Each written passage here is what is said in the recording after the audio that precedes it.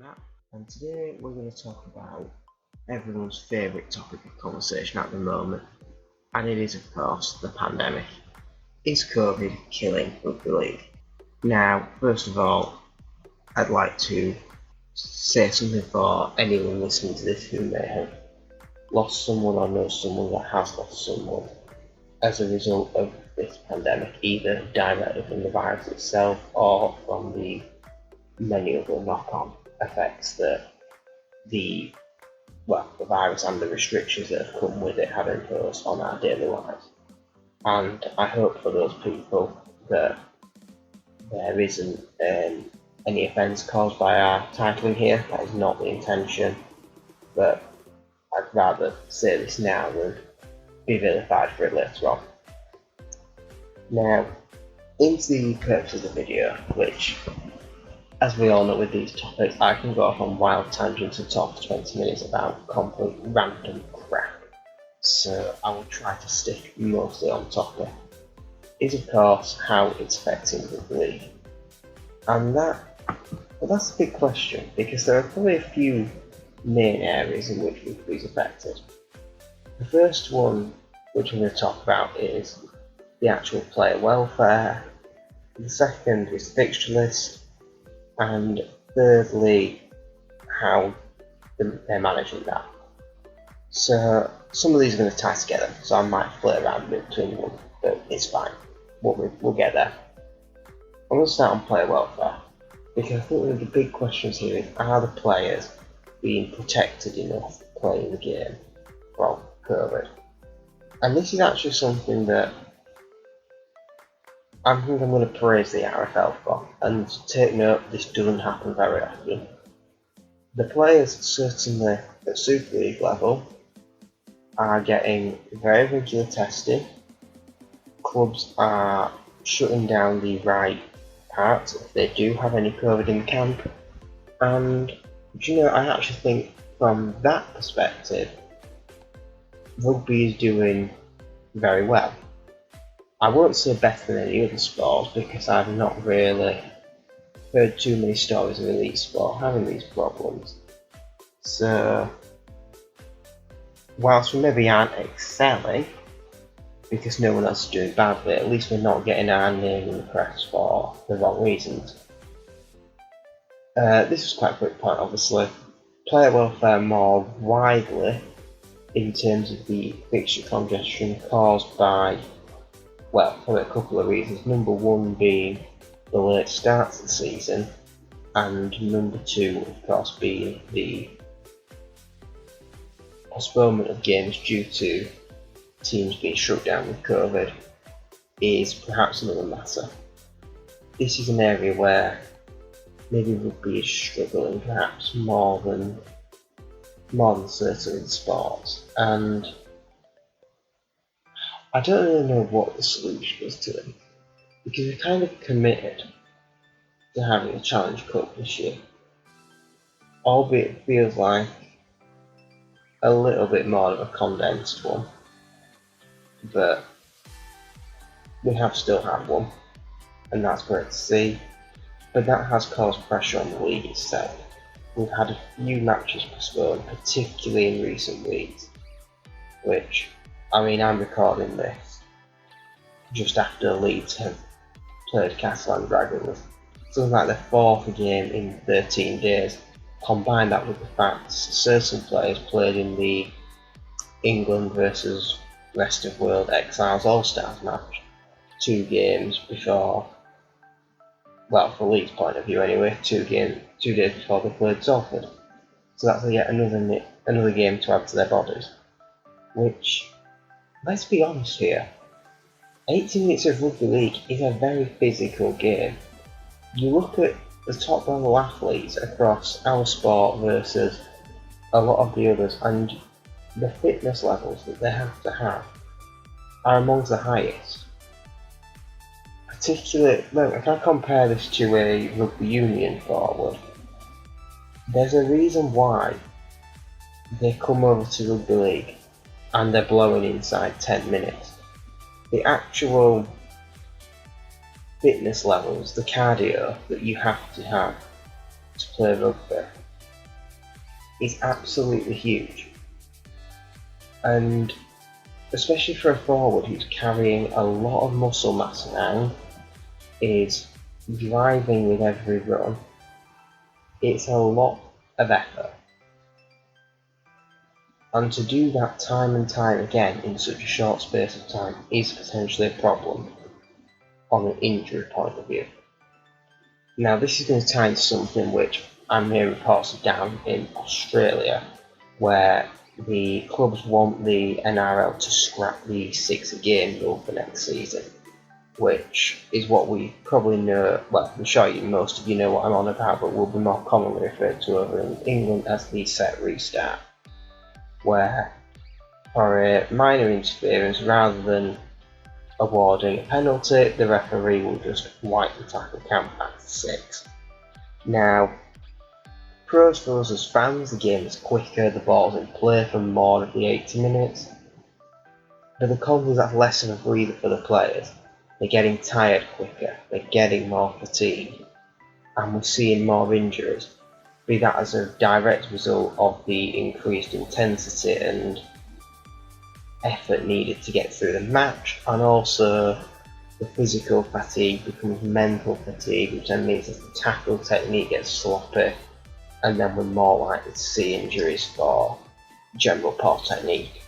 Not because the players have gotten worse, but because simply their bodies are now having to do an extra 10-15 minutes across the 80 that they haven't had to do in previous seasons, which doesn't sound like a lot, but it is. It isn't the context of a rugby league game. Now, I think the main thing to talk about with this though is how the NFL is handling COVID from a league point of view, particularly as definitely the championship also is, I'm going to assume League One is not ranked on points this year, but rather point percentage. Now, one of my thoughts on the point percentage system is where I'm going to start this. Personally, I'm not a fan. I see why we have it, for this season at least, but I don't like it. I mean, we saw last year the RFL say you have to play a minimum of 15 games to get through to the finals, which was immediately revoked once Catalans had only played 12, but because they were there on point percentage, they were actually included. Now, I didn't necessarily have a problem with them being there, but don't say you have to play 15 and then move the goalposts once a team hasn't played 15 and that rule becomes relevant. And I'd be saying that whatever the club in question was, I think that's ridiculous. How can you make a rule and then suddenly decide to abandon it in the middle of the season with no explanation? Doesn't really work. But anyway, points per game is here to stay, and I think there's still a lot of confusion about it. It's half the problem. I mean, I've looked at the table in the divisions quite a few times now, and I'm seeing teams that have got more points than another team behind them. It's all very weird. It really is. So a perfect example is, if I look at the Super League table right now, Hull Kingston Rovers sit in 5th place at the time of recording on 12 points, just ahead of Wigan, who are on 14 points. Explain that one to me. If I was a casual fan that didn't watch a huge amount of rugby league, I look at the table and I'm seeing that a team that's got less points has actually got a higher position in the league because it's only telling me points, and when I just look quickly on my app on my phone, it doesn't give me the percentage figures in bold to work out exactly what the hell is going on here. you're starting to see where there's a problem. I think the other problem is confusion, and that comes from the RFL's typical lack of clear communication, something that at this point I'm pretty sure would be their specialist subject on Mastermind. I hear all the time it being referred to as the win percentage, which 9 times out of 10 is unlikely to cause a single problem. But there is a simple reason why it doesn't work, and that's because it's factually incorrect. When Warrington and Hull drew, because neither team scored in golden point, they each got 5% added to their totals at the time. I think this was after, I must have done this after round week 10 or something. That's why it was a nice round number. But anyway, they each got credited with half a win, which a draw is not half a victory. It might be points wise, but as a win percentage, it is a non-win. And this is where again there's confusion, which is why I'm trying to specify this as a points percentage when I'm referring to it in this video, because it is the percentage of eligible points that you have been able to collect. So by collecting one of the 2 points for that game, they got 50% of the available points. So that all makes sense if it was properly explained, which I don't think it is. Now, what for me, so far nothing I've said is really killing off the game. The fixture list is a problem, yes, but I don't think long term for one season this is likely to cause any problems. I think even this season it's not massively impacting the product that as fans we're starting to get back to see light again. But now I'm going to get on to something that is impacting the product, and for me is calling into question the entire integrity of this league season, and it is the 7-player rule.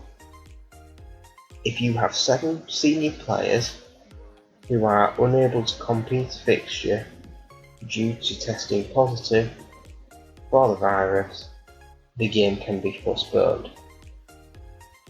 If you have fewer than 7 but are unable to field a team, you are given an automatic 24-0 defeat. Now, number 1, this isn't particularly fair. A team that has 1 positive case, a lot of injury problems, and comes 3 players short of fielding a team is perhaps, I mean again, this is all bad luck on injuries, but there's a depth question there, there's an academy question if it's a team that has 1. You know, even if they had 0 positive cases, you could not field a team. That is a forfeit of a match, I understand that. I'm going to go back to Castleford, because this is a perfect example a few weeks ago. I believe they had 6 players out with the virus, so 1 fewer than the RFL permits for a postponement. But Castleford should have been in a good position, they have an academy. But they had a positive case in their academy, so the entire academy was shut down, but because they weren't senior players, the RFL did not accept the entire academy as a collective, as 1 individual, to push them over to 7 to postpone the game. Now, where is the fairness in that? They are rugby league players who are on the books at Castleford Tigers who would normally be eligible to represent the club in the fixture should they be selected, and they are unavailable for selection due to the virus. That, for me, should be factored in. And it's handing wins away like this that, for me, is killing the product we are seeing on the pitch this season. I don't want to sound awful here, but the damage on this could last longer, because there's a lot of resentment from fans of these clubs, and in some cases I would argue rightfully so. I think it's important that we have a ruling rather than everything being at the RFL's discretion, because by having it in writing, all the clubs are singing from the same hymn sheet. There can be no accusation of favouritism, corruption, whatever you want to brand about of them, because they're all playing by the same rulebook. But when that rulebook is inherently flawed and has major problems that make it all but useless, that is a problem. And that is still, it's not corruption, it's incompetence, which still creates the same damning impact in what's on the pitch. And the question is going to be what happens post July 19, because if we're going to see a world of rugby which is still being affected by positive cases, okay, we might not have quite the same track and trace protocols for the general public, but I don't think anyone really knows yet what the RFL stance is going to be on this. And let's assume it is a wave of actual positive cases.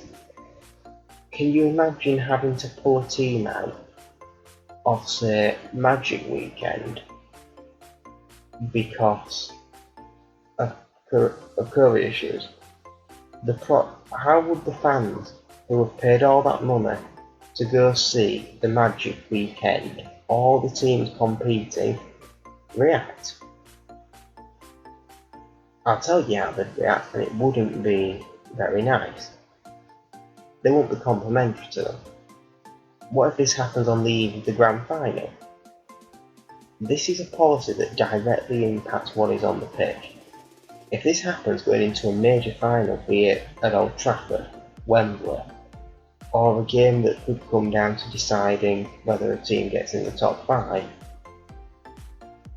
this isn't just calling into question the integrity of the season. This is clubs' finances on the line.